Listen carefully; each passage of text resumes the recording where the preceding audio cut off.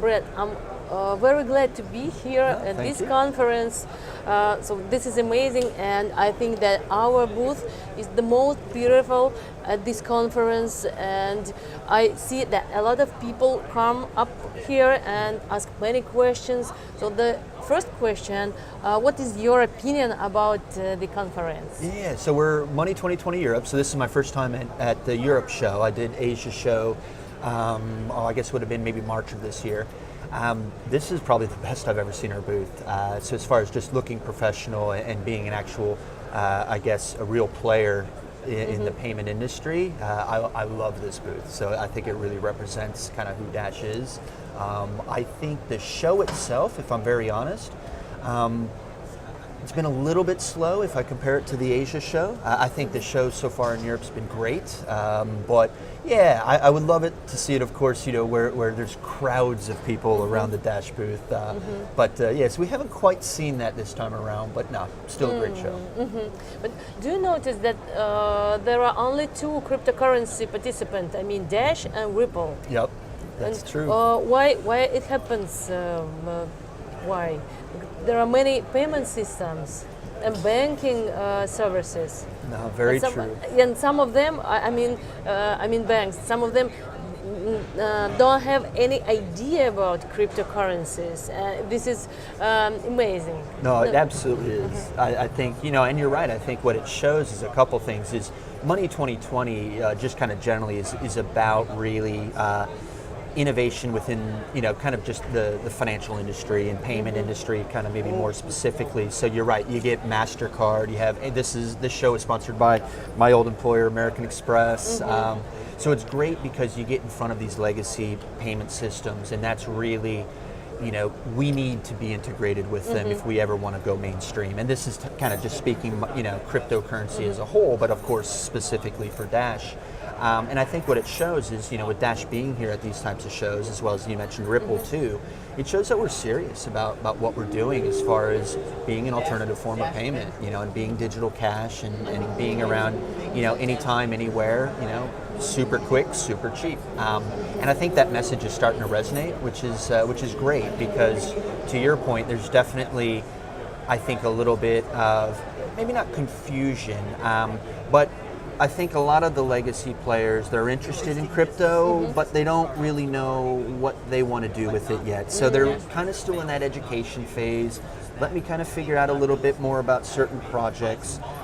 So I think, because they're in that stage, us being here, I guess it just reinforces the importance of kind of us participating in these types of shows. Because again, we're forefront of mind, and okay, well, you know what, Dash is actually participating in these Money 2020s, and I think it was MBE that was in Berlin, or MoneyConf that's in Dublin, creates that legitimacy within that payments industry, which is great.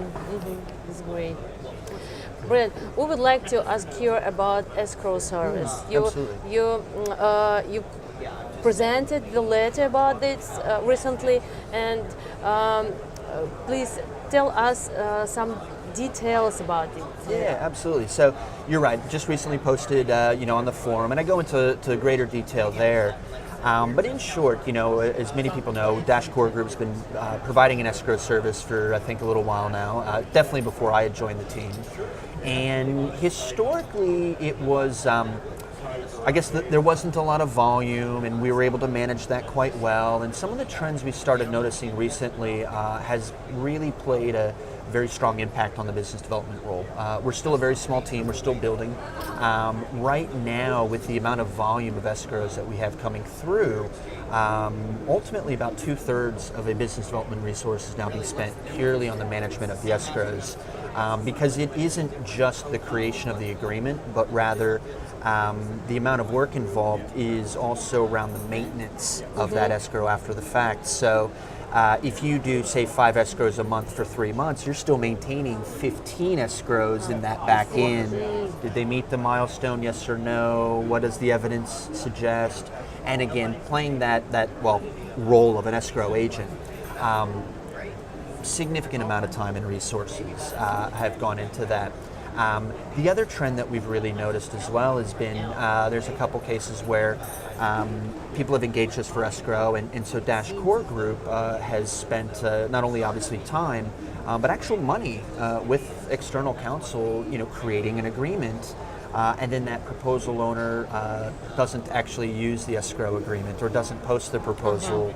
Bottom line, the Dash Core Group, and by consequence the network, is spending money on lawyer fees for proposals that never actually make it to the network.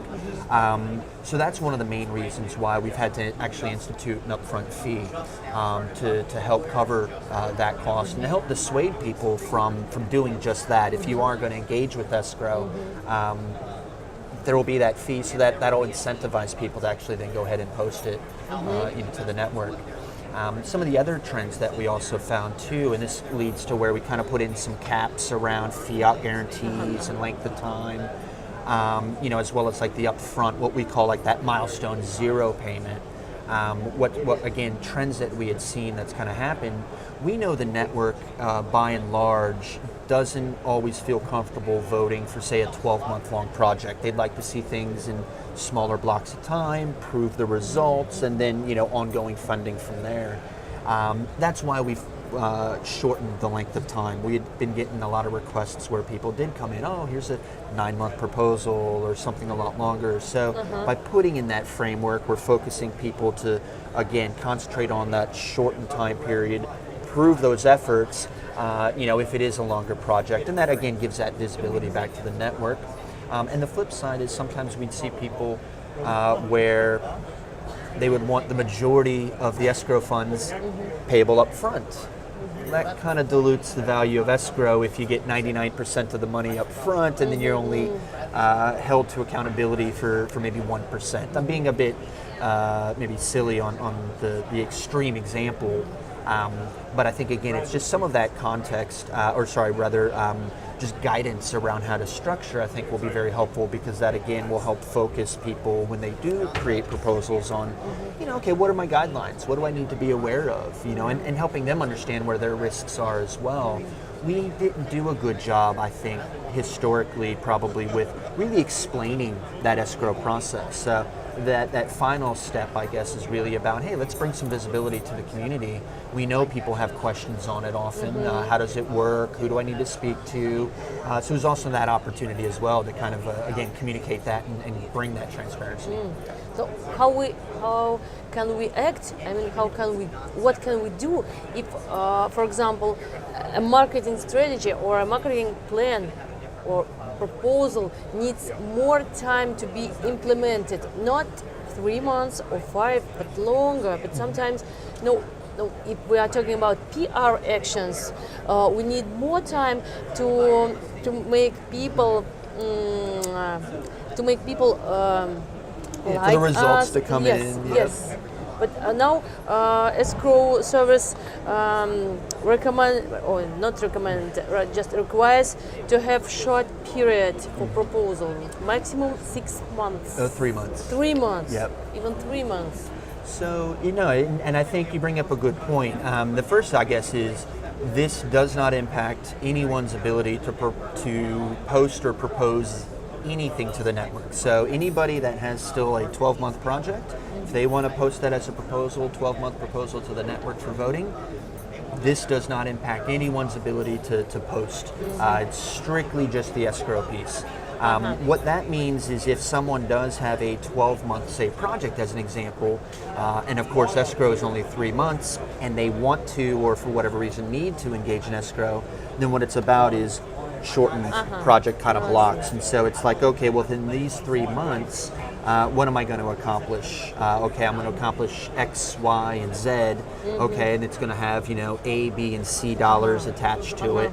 And then again, that'll link into the next proposal, and so on and so forth. Could there be a little bit of a risk in so far that, say, phase 1 gets funded but not phase 2? Potentially. That could be a risk.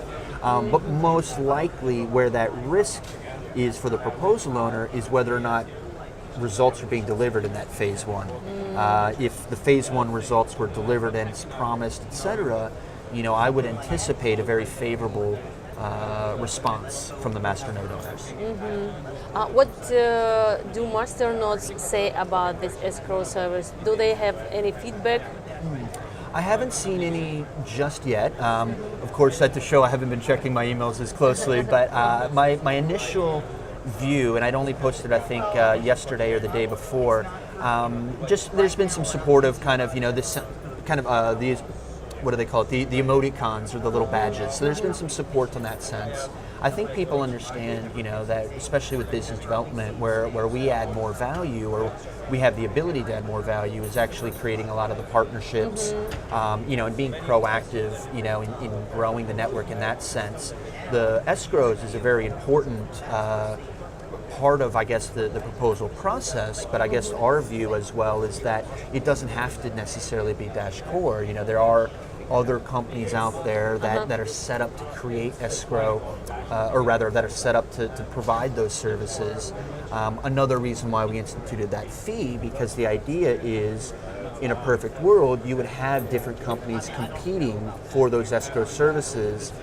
When we have a $0 fee, of course, no one can compete with zero. So ideally, that's what we would like to see, and we've actually engaged our legal counsel to help us find some of those firms to hopefully provide that service. You will choose these companies? We won't really choose. I guess ultimately it's I guess kind of more like invite them to participate. I think really who chooses is ultimately the network, insofar that how they vote, for certain proposals, and really how any new escrow agent performs. Are they doing what they're supposed to be doing? I think is kind of the bottom line, and I think those results will speak for themselves. Do you think this this innovation, I would say innovation, or this new rule of monitoring or estimating of proposals lead to the improvement of these proposals in a whole? Yeah, it's interesting. I would hope so. I think there's been, so one of the challenges when it's free is people don't filter. So we have in the past received proposals that perhaps had a very high degree of risk, as insofar of them being able to accomplish what they're setting out or what their objective is. I think if people are paying that escrow fee up front, if they haven't really thought through their proposal and really believe in it, they're probably less likely to put that money up front. Yes. And so that's, I guess, where I'm hoping indirectly it improves some of that quality, because I think if someone is, this is a great proposal, and somebody has that drive and belief in what they're doing, and it's a great project, what I anticipate will happen is that $4,000 will be part of their proposal fee, to be covering their cost and that sort of thing. So, I don't think it'll drive anybody, I guess, good projects away. But yeah, to your point, I think it'll possibly drive some bad projects away, and that kind of collectively probably lifts some of the proposal kind of quality in that sense. Okay. Well, we'll see. Yeah, exactly right. No, absolutely. It's only been a few days, so this will be the first month, I think, that we fully do it. So no, it'll be interesting. Brett, and the last question: Did we succeed to talk to payment system who are interested in Dash, or who already operate with Dash? There's been some really good conversations. I can't go into some of the detail, unfortunately. I think, there's a lot of interest in cryptocurrency, in, again, call it maybe that legacy payment space.